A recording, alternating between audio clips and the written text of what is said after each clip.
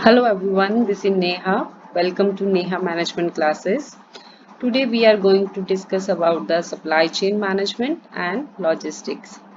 In this video, we will not discuss all the topics which come under the supply chain management and logistics in detail because this video is for the exam purpose only. We will just have a overview of all the topics which come under logistics and supply chain management. So let's start.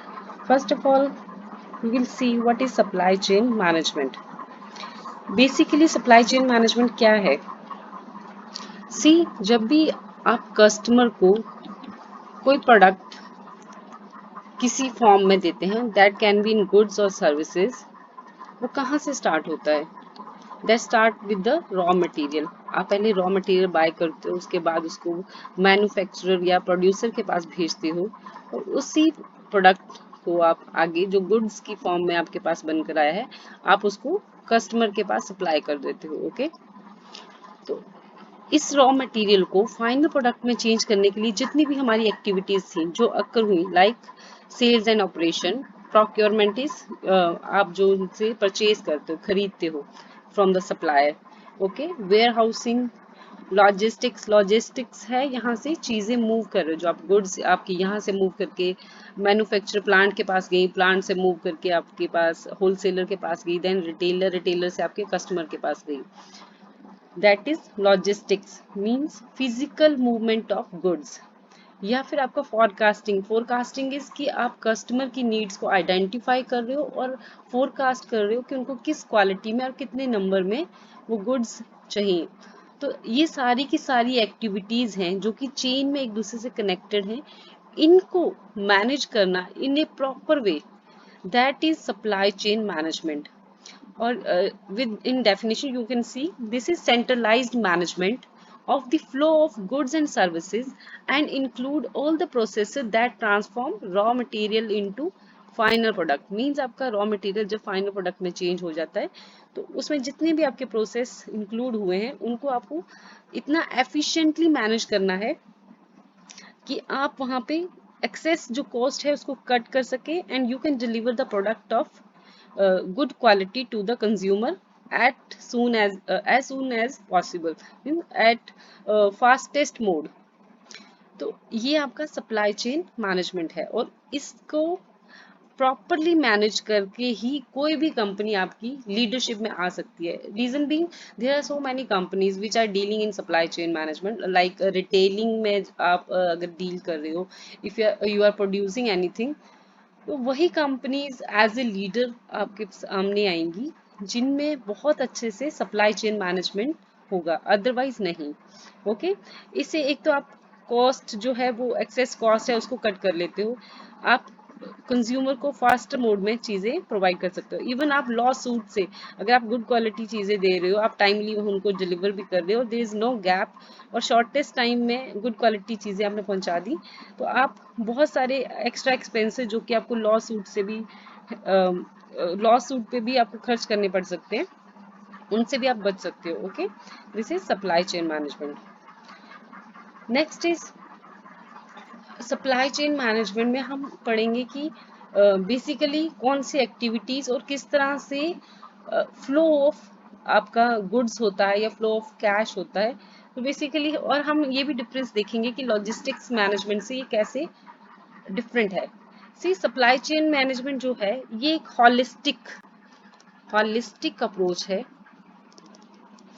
और इस holistic approach में हम overview, total overview means की starting from the raw material to final product, जब तक customer के पास product नहीं पहुंच जाता उस टाइम तक की सभी एक्टिविटीज को हम मैनेज कर रहे हैं. और जिसमें क्या क्या होता है, एक तो गुड्स का फ्लो होता है. Goods means raw material as a good आपके प्रोड्यूसर के पास गया, उसके बाद आपका जब ये फिनिश फाइनल प्रोडक्ट बन गया, ये फाइनल प्रोडक्ट बन गया, उसके बाद आपका डिस्ट्रीब्यूटर, होलसेलर, रिटेलर, रिटेलर से कस्टमर के पास गया, तो गुड्स का फ्लो होता है which is in this direction. Okay, एक और फ्लो होता है इसमें, that is cash flow. Cash आप यूजुअली देखोगे कैश फ्लो की डायरेक्शन इस फॉर्म में होती है. रीजन सी कस्टमर पैसे देता है रिटेलर को, रिटेलर डिस्ट्रीब्यूटर को, डिस्ट्रीब्यूटर आगे मैन्युफैक्चरर को, मैन्युफैक्चरर जो है वो आपको जो जिस सप्लायर से आप चीजें रॉ मटेरियल ले रहे हो आप उसको पैसे देते हो। तो कैश का फ्लो आप देखोगे तो वो आपका इस टर्म में होता है। Okay, next is information flow. Information का फ्लो आपका बोथ डायरेक्शन में होता है। इंफॉर्मेशन क्योंकि आप यहाँ पे सप्लायर के साथ भी इंफॉर्मेशन को मैनेज कर रहे हो, कस्टमर के साथ भी आपकी इंफॉर्मेशन कुछ शेयर हो रही है, तो इंफॉर्मेशन का फ्लो आपका इन बोथ डायरेक्शन होता है। ओके, और ये हॉलिस्टिक जो अप्रोच है in which you are managing these activities, this is supply chain management. Next is logistics management. See हमने इसमें बात किया कि सप्लाई चेन मैनेजमेंट में हम बेसिकली 3 फ्लो की बात कर रहे हैं, बट लॉजिस्टिक्स मैनेजमेंट में बेसिकली हम उस रॉ मटेरियल जो कि पॉइंट ऑफ रीजन जहां से वो स्टार्ट किया है, सपोज अगर कोई फार्मर है जो ये रॉ मटेरियल को प्रोड्यूस कर रहा है, उस फार्मर से प्रोक्योर करने से लेकर उन गुड्स को, रॉ मटेरियल को जो आपने लिया उसको आपने वहां से पिक किया, उसको फिजिकली आपने कहाँ पहुंचाया, मैन्युफैक्चरर के पास, मैन्युफैक्चरर से डिस्ट्रीब्यूटर के पास, देन आपका होलसेलर है, देन रिटेलर है, रिटेलर से कस्टमर। तो फिजिकल मूवमेंट जो आपकी गुड्स की हुई, that is basically logistic management. उस मूवमेंट को, फिजिकल मूवमेंट में जितनी एक्टिविटीज आई उनको मैनेज करना, दैट इज लॉजिस्टिक्स मैनेजमेंट। और इसमें हम बाकी कैश फ्लो की या इंफॉर्मेशन फ्लो की हम ज़्यादा बात नहीं करते हैं, इसमें हम सिर्फ गुड्स के फ्लो की बात करते हैं। तो ये बेसिक एक डिफरेंस है। और जो लॉजिस्टिक्स मैनेजमेंट है दैट इज सब part of supply chain management. ये पॉइंट आपको बहुत अच्छे से याद रखना है कि सप्लाई चेन मैनेजमेंट का सब पार्ट है, और जो सप्लाई चेन मैनेजमेंट है that is holistic approach. Okay, next is type of flows in supply chain management. Basically supply chain management में कितने टाइप के फ्लो होते हैं वो हमने ऊपर पीछे मैंने आपको अभी बता दिया। प्रोडक्ट फ्लो हो रहा था जिसका मैंने आपको, अगर सपोज करो कि आपका यहाँ से सप्लायर है और ये कस्टमर है, तो आपका फ्लो कैसे होता है, प्रोडक्ट का फ्लो आपका सप्लायर से कस्टमर की तरफ जाता है थ्रू मैन्युफैक्चरर, डिस्ट्रीब्यूटर, इन सबको बीच में हम नहीं इंक्लूड करें, हम सप्लायर से लेकर सिर्फ कस्टमर पे देख रहे हैं। इंफॉर्मेशन का फ्लो कैसे होता है, बोथ डायरेक्शन में। कैश का फ्लो मैंने आपको कैसे बताया, इन ऑपोजिट डायरेक्शन। ओके, इसमें और 2 फ्लो भी हैं जिनकी हम ज्यादा बात नहीं करते हैं, but you must be aware, जब आप टाइप ऑफ फ्लोज लिखोगे तो आप इन 5 फ्लो का बात करोगे। रिस्क फ्लो, रिस्क फ्लो है मींस जब भी आप कोई एक्टिविटी कर रहे हो उस पॉइंट पे, लाइक वेयर हाउसिंग है आपका, सपोज करो मैन्युफैक्चरिंग है आपका, या इन्वेंट्री मैनेजमेंट है, यहाँ से इनसे रिलेटेड कौन कौन से रिस्क हैं, या लॉजिस्टिक्स मैनेजमेंट है, इनसे रिलेटेड कौन से रिस्क हैं जिनको आपको मैनेज करना पड़ता है। वो रिस्क जैसे अगर सपोज करो लॉजिस्टिक्स की बात कर रहे हो, अगर एक्सीडेंट हो जाता है, आप प्रॉपर मोड ऑफ ट्रांसपोर्ट नहीं चूज करते हो, तो आपका जो प्रोडक्ट है वो डिटोरेट हो सकता है, वो भी एक रिस्क है इसके साथ। वेयर हाउसिंग है, वहां पे आपकी अगर स्पॉइलेज हो जाती है क्योंकि आपने उसको अच्छे से नहीं रखा, या फिर कोई ब्रेक डाउन हो जाता है, वो भी आपका एक रिस्क है। आप प्रोक्योरमेंट कर रहे हो, वहां पे सप्लायर आपको टाइमली चीजें नहीं दे रहा है, वो भी एक रिस्क है। तो इन सबको मैनेज करना इज रिस्क। और रिस्क फ्लो आपका हर डायरेक्शन में भी होता है और हर पॉइंट पे हो सकता है, मतलब रिलेटेड रिस्क डिफरेंट हो सकते हैं, but they are present at every activity. Okay, value flow, value flow is value addition. See जब हम रॉ मटेरियल को बाय कर रहे थे, उसके बाद जब वो मैन्युफैक्चरर के पास गया तो सेमी फिनिश्ड गुड्स बन सकती हैं या फाइनल प्रोडक्ट भी बन सकता है, सेमी फिनिश्ड गुड्स हो सकते हैं या फाइनल प्रोडक्ट भी बन सकते हैं।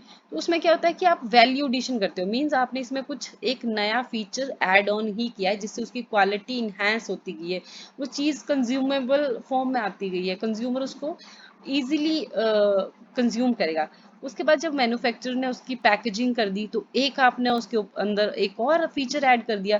पैकेजिंग के बाद जब आपने उसको डिस्ट्रीब्यूटर के पास भेज दिया तो वो छोटे छोटे पैकेजेस में चला गया या कंज्यूमर के पास अब एक सिंगल यूनिट में चला गया, तो उसमें एक तरह से वैल्यू एडिशन होता जा रहा, दैट इज वैल्यू फ्लो। और वैल्यू एडिशन आप याद रखना कि वो इस डायरेक्शन में ज्यादा होता है, मतलब जब आपका सप्लायर से कंज्यूमर की तरफ जा रहा है तो there is more value addition.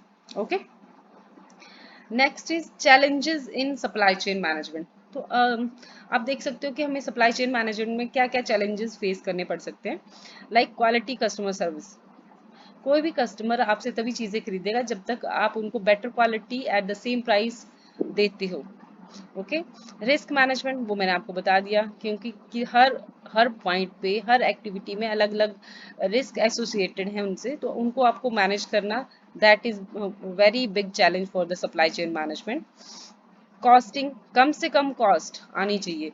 आप जो भी एक्टिविटी को कर रहे हो वो कम से कम कॉस्ट में हो, that is very necessary. Uncertain future and changing market, देखिए अनसर्टेन फ्यूचर, ये आज के सिनेरियो में अगर आप देखो तो ये सबसे बड़ा एक चैलेंज है जो फेस कर रहा है सप्लाई चेन मैनेजमेंट। कोरोना के टाइम में वी कांट प्रोडिक्ट कि क्या फ्यूचर है, कब हमारी आगे हम कैसे ये चीजें डिलीवर कर सकते हैं, कैसे अपने कस्टमर तक ये सामान पहुंचाएंगे। ये मतलब कोरोना जैसे टाइम में सब कुछ, कुछ चीज़ों की डिमांड बहुत ज़्यादा बढ़ गई, कुछ चीज़ों की डिमांड बहुत ज़्यादा रिड्यूस होगी, और इवन हम एक्सपोर्ट नहीं कर पा रहे थे, हम अपनी चीज़ों को डिस्ट्रीब्यूट नहीं कर पा रहे थे।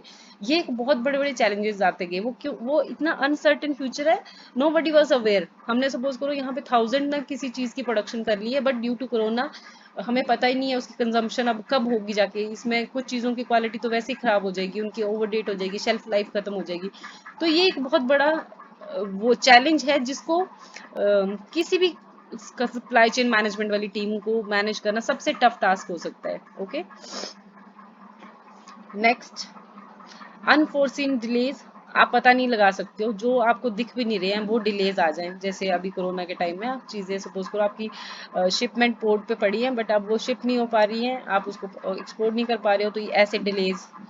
क्वालिफाइड पर्सनल, जिन लोगों को इस फील्ड के बारे में नॉलेज है, how to work in this chain, वैसे लोग ढूंढना, ये भी एक चैलेंज है उनके लिए। एंड सप्लाई रिलेशनशिप, सप्लाई के साथ रिलेशनशिप अच्छे बना के रखना, that is also a big challenge for the supply chain management. Okay, next is supply chain strategies. See, हम दो स्ट्रेटजीज से वर्क करते हैं सप्लाई चेन मैनेजमेंट में। One is push strategy and one is pull strategy.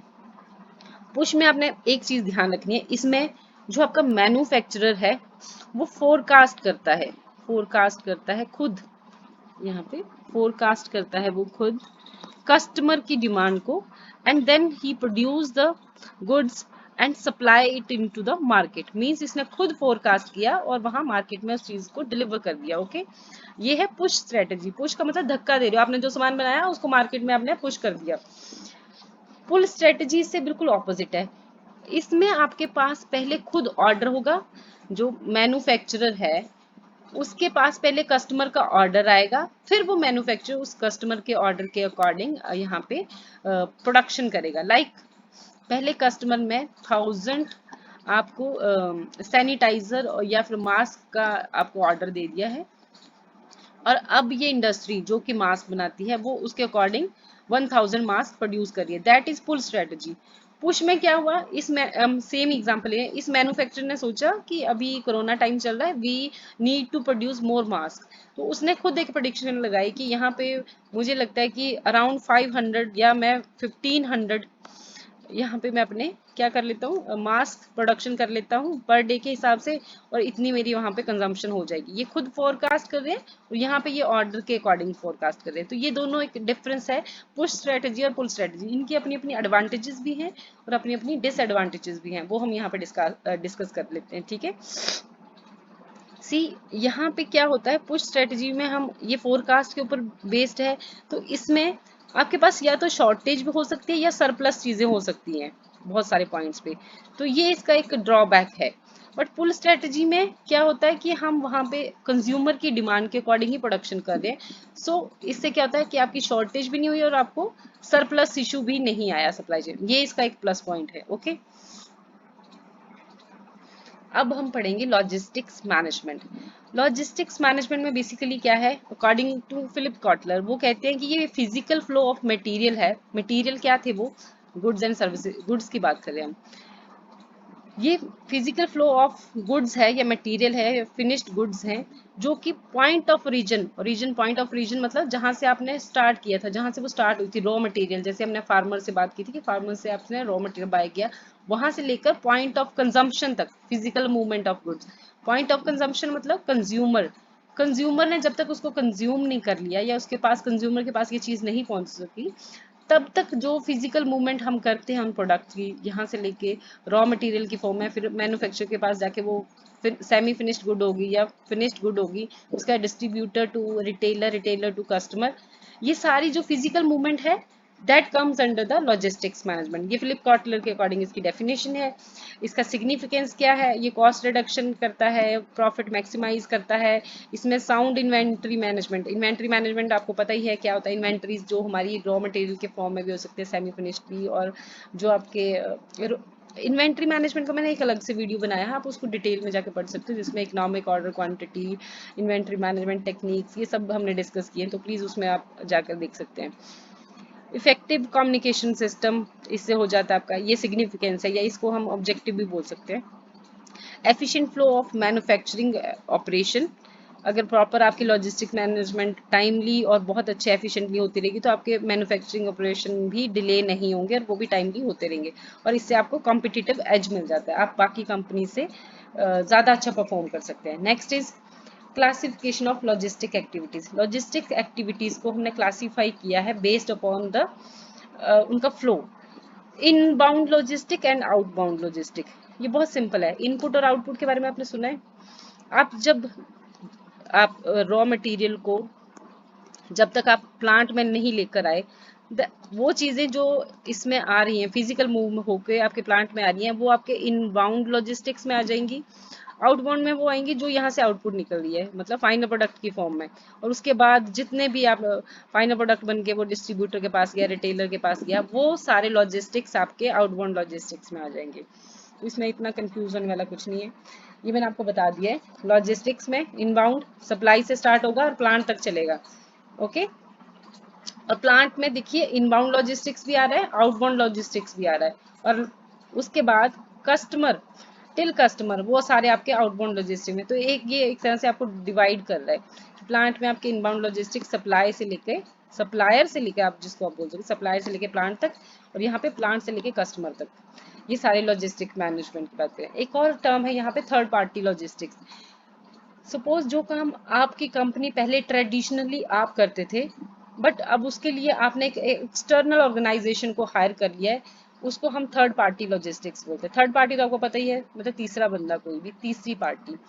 वो लोग आपकी company के लिए वो एक काम करें जो आप पहले ट्रेडिशनली आप खुद करते थे। लाइक सपोज करो अमेजोन, जहाँ से आप शॉपिंग करते हो, ऑनलाइन शॉपिंग करते हो, वहां से आप, अब अमेजोन वाले खुद डिलीवरी का काम नहीं करते हैं, वो किसी कुरियर कंपनी के साथ थर्ड पार्टी को एक को हायर करेंगे, उनके साथ उनका एक तरह से कॉन्ट्रैक्ट होगा, और वो उनको ये रिस्पॉन्सिबिलिटी दे देते हैं कि आपने कस्टमर तक चीज़ें टाइमली, इतने टाइम बाउंडेशन के अंदर आपने चीज़ें सेफली पहुंचानी है।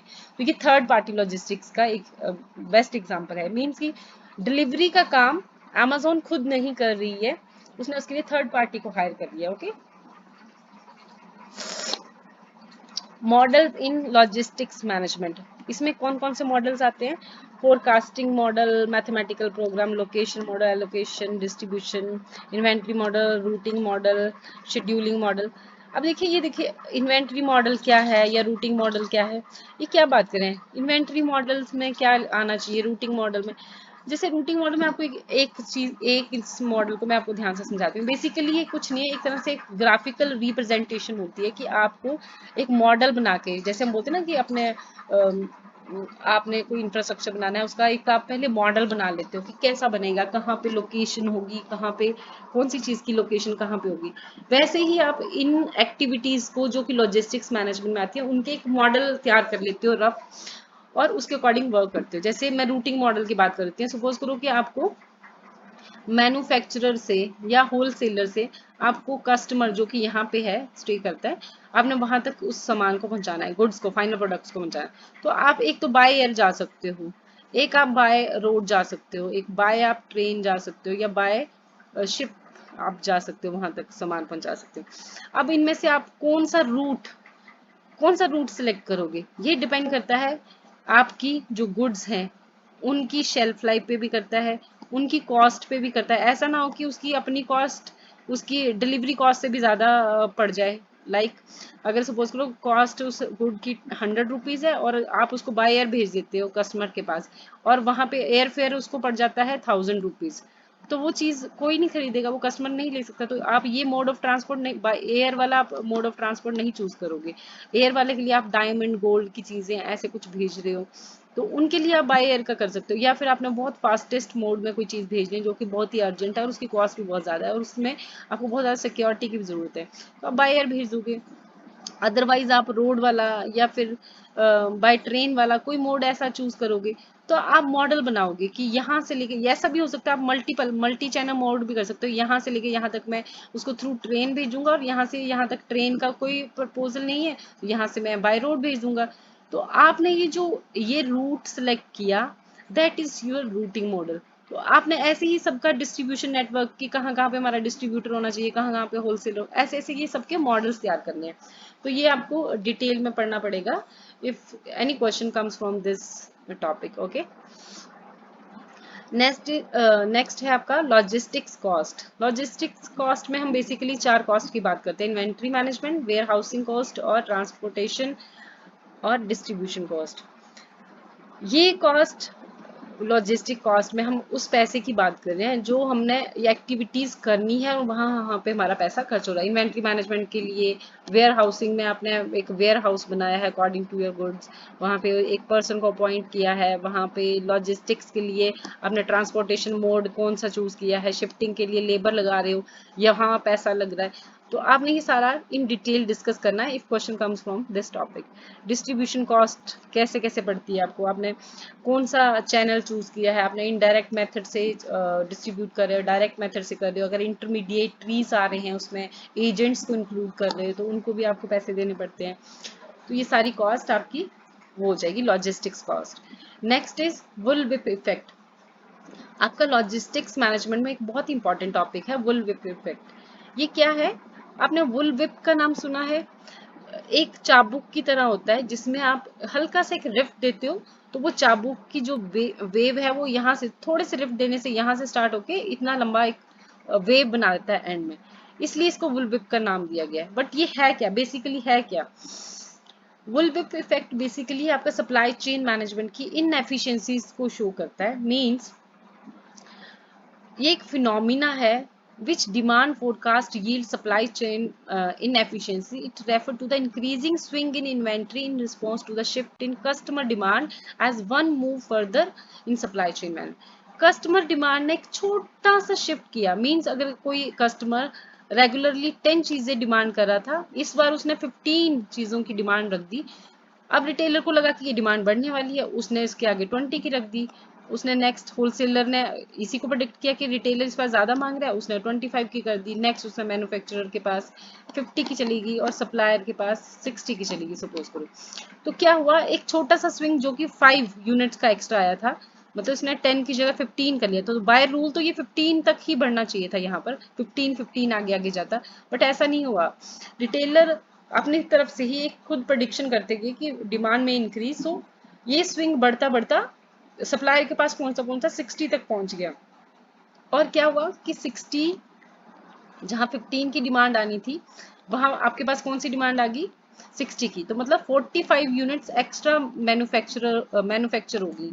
इससे क्या होता है कि सरप्लस हो जाती है चीजें और मार्केट में डिमांड नहीं होने के बावजूद भी आप बहुत ज्यादा सप्लाई कर देते हो। तो इसके कॉजेज क्या क्या होते हैं? ऑर्डर बैचिंग, प्राइस फ्लक्चुएशन, जैसे आप कस्टमर को लगा कि अभी चीज़ों के प्राइस बढ़ने वाले हैं तो वो किसी मंथ में किसी चीज़ का, जैसे हम अनियन का एग्जांपल लेते हैं, बहुत सिंपल सा है। जब भी हमें लगता है कि अनियन के प्राइस बढ़ने वाले हैं तो हम एक्स्ट्रा एक बल्क में 50 kg का हम इकट्ठा खरीद लेते हैं। जब हमें पता है कि इसके प्राइस 20 रुपीज़ kg ही रहने वाले हैं तो हम kg या 2 kg लेके आते हैं, इकट्ठा नहीं करते हैं, बैच नहीं खरीदते हैं। ओके, तो प्राइस फ्लक्चुएशन भी एक रीजन हो सकता है। डिमांड इंफॉर्मेशन आपके पास गलत आ रही है, लैक ऑफ कम्युनिकेशन, कस्टमर ने रिटेलर को ये नहीं बताया कि ये तो हो सकता है वो उसकी 15 kg की डिमांड सिर्फ उस मंथ के लिए थी, ड्यू टू एनी फंक्शन या कोई भी ऐसा पर्टिकुलर कोई काम था उसकी वजह से उसने ज्यादा बढ़ा के दी थी। तो एक लैक ऑफ कम्युनिकेशन की वजह से भी ये जो शिफ्ट है, जो स्विंग है, वो बढ़ता जाता है आगे से आगे। फ्री रिटर्न पॉलिसीज, जैसे आपको पता है कि अगर मैं एक्स्ट्रा चीजें ऑर्डर कर भी देता हूँ तो मैं उसमें से कुछ रिटर्न कर सकता हूँ। जैसे मैंने 60 का किया था बट मेरी कंजम्पशन सिर्फ 15 की हुई तो मैं 45 रिटर्न कर दूंगा, तो वो ज्यादा ऑर्डर करने में भी कोई वरी नहीं करते हैं। Okay, next is international distribution. इसको आप मर्ज नहीं करोगे ई कॉमर्स के साथ, क्योंकि ई कॉमर्स जो है वो सिंपल शिपिंग की बात करता है, बट इंटरनेशनल जो डिस्ट्रीब्यूशन है ये about it is about whole selling into new countries में आप अपनी चीज़ों को एक तरह से होलसेल कर रहे हो। तो इसमें हम दो सब सिस्टम आ जाते हैं, एक आता है आपका डोमेस्टिक सिस्टम, एक आता है फॉरेन सिस्टम, और इसको आप टू वे से मार्केट में डिस्ट्रीब्यूट कर सकते हो। एक है आपका डायरेक्ट, एक है आपका इनडायरेक्ट डिस्ट्रीब्यूशन चैनल। डायरेक्ट और इनडायरेक्ट का मैंने दोनों का एक आगे ग्राफ बनाया है। आप इनडायरेक्ट डिस्ट्रीब्यूशन में देख सकते हैं कि अगर आप डोमेस्टिक ओवरसीज इंटरमीडिएटरीज, मतलब घर के लोगों को ही आपने ओवरसीज इंटरमीडिएटरीज बना के चूज किया है, तो आपके ये इसमें ऑप्शंस हो सकते हैं, एक्सपोर्ट मर्चेंट, एक्सपोर्ट एजेंट, या फिर आप कंट्री कंट्रोल्ड बाइंग एजेंट को आप हायर कर सकते हो। या पिग्गी बैकिंग एक टर्म है, ये टर्म आपसे बहुत बार पूछी जाती है, प्लीज इसको आप डिटेल में पढ़ लीजिए एक बार। ये आपकी टर्म पूछी जा सकती है स्मॉल क्वेश्चंस, जो आपके शॉर्ट आंसर टाइप क्वेश्चन होते हैं उसमें। फॉरेन इंटरमीडिएटरीज में आप फॉरेन सेल रिप्रेजेंटेटिव हो सकते हैं, फॉरेन सेल्स एजेंट हो सकते हैं, foreign stocking and non stocking agents हो सकते हैं, स्टेट कंट्रोल ट्रेडिंग कंपनीज हो सकती हैं जो आपके एज इंटरमीडिएटरीज काम कर सकते हैं। तो आपने इनडायरेक्ट डिस्ट्रीब्यूशन चैनल में इन इंटरमीडिएटरीज को डोमेस्टिक और इंटरनेशनल इंटरमीडिएटरीज की टर्म में आपने क्या किया है, डिवाइड कर दिया, और उसमें कौन कौन से लोग आते हैं आपने उनको इन डिटेल में पढ़ लिया है। तो डिस्ट्रीब्यूशन इंटरनेशनल मार्केट में डिस्ट्रीब्यूशन चैनल कौन कौन से हो सकते हैं, डायरेक्ट भी इनडायरेक्ट भी। और इनडायरेक्ट की मैंने सारी डिटेल में बता दिया कि एजेंट्स कैसे हो सकते हैं और मर्चेंट इंटरमीडिएटरीज क्या हो सकते हैं। डायरेक्ट में या तो आप ई चैनल यूज कर रहे हो या फिर एजेंट्स और मर्चेंट इंटरमीडिएटरीज को यूज कर रहे हो। That's all about your supply chain management. If you want to have a, detailed study of inventory management, vendor management, purchasing, vendor rating system, then you can go through my other videos. उनके link मैंने इस video की description में डाले हैं, तो आप वहां जाकर उन वीडियोस को भी देख सकते हो। ये तो सिर्फ ओवरव्यू था जिसमें हमने लॉजिस्टिक्स के टॉपिक को कवर किया है और सप्लाई चेन मैनेजमेंट के टॉपिक को कवर किया है। Okay, thank you. Please subscribe the channel.